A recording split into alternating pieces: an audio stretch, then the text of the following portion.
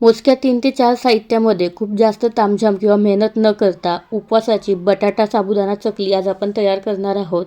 ही चकली तुम्ही बघू शकता तेलामध्ये टाकल्यानंतर खूप जास्त हलकी खुसखुशीत तयार होते. अजिबात कडक वगैरे होत नाही.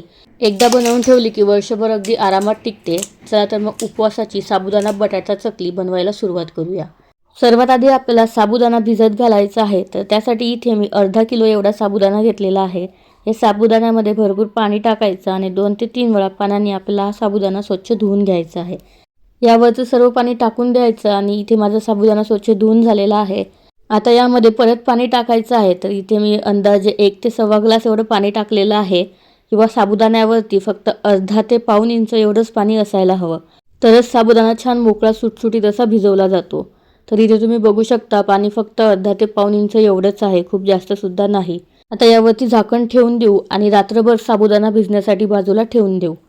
तर इथे दुसऱ्या दिवशी आता आपण साबुदाणा चकली बनवायला घेऊ. तर त्यासाठी ना इथे मी बटाटे घेतलेले आहे. अर्धा किलो साबुदाणा आहे तर त्यासाठी मी 1 किलो एवढे बटाटे घेतलेले आहेत.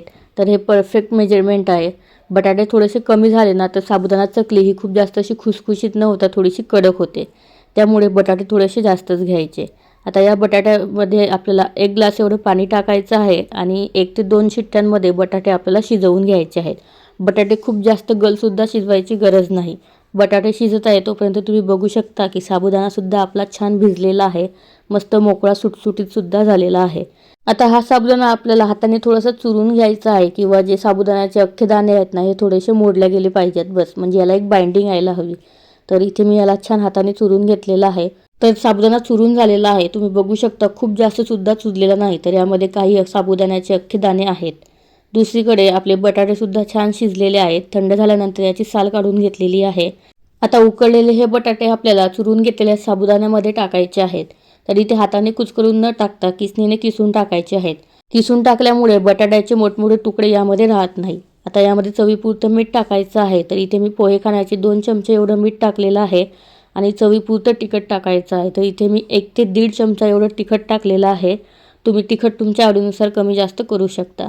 आता हे सर्व साहित्य छान एकजीव करून घ्यायचं आहे. याला पाण्याचा वेगळा असा वापर करायचा नाही. उकडलेला बटाटा आणि भिजवलेल्या साबुदाण्यामुळेच याला छान बाइंडिंग येते. तुम्ही जर उपवासाला जिरं वगैरे खात असाल किंवा कोथिंबीर खात असणार तर ते सुद्धा तुम्ही यामध्ये टाकू शकता. इथे मस्त अशी घट्टसर कणिक किंवा ही जे साबुदाण्याचं पीठ आपलं भिजवून तयार झालेलं आहे. आता लगेच चकला बनवायला घेऊ. तर त्यासाठी मी साचा घेतलेला आहे. या साच्यामध्ये चकलीची जी प्लेट आहे ती प्लेट टाकलेली आहे.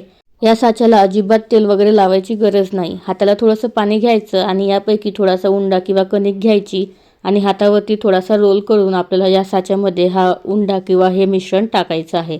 तर इथे आपला साचा चकली पाडण्यासाठी तयार झालेला आहे.